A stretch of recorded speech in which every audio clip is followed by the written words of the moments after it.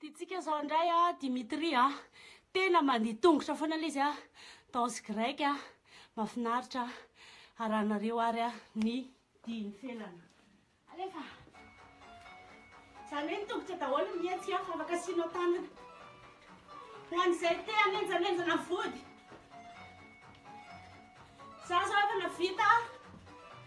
2000 paty anatiny 10 minutes miainga moramora ialako tsiny moa fa somary mikorotana kely satria ty ado hatrano mangalaina tsara tongotra foana miasa memalaky marche rapide ao an-tranonao ianao manao anazy takotr'izao asifo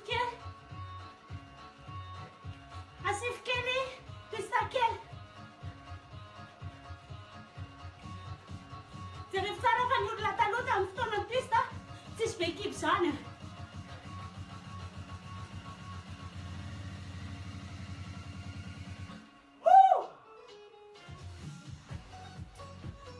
rehefa manao an'iny a matetika dia tanana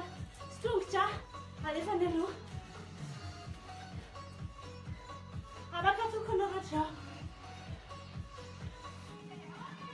aza apetaka tsony taloha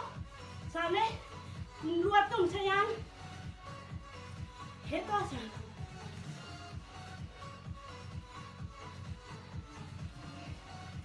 alefa tia marena kely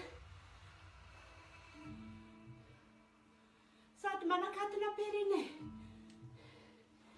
alefa tia tia koa manao genasy efa te hitsangana be ataoko ny adakadana ahodikotika any alakilaky sady manakatona perine ihany aloha amizay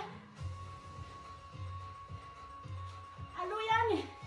asiko tongotra miaingato eo ihany position malakilaky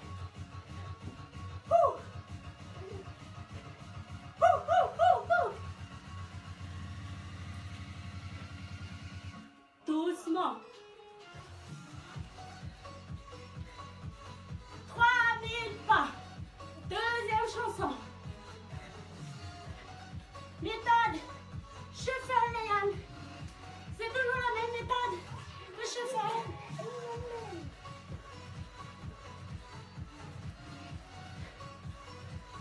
allez Tia gagne encore allez c'est la Tia elle avance petit à petit elle fait son premier pas devant moi allez ma chérie allez avance Tia c'est très bien avance très bien ma chérie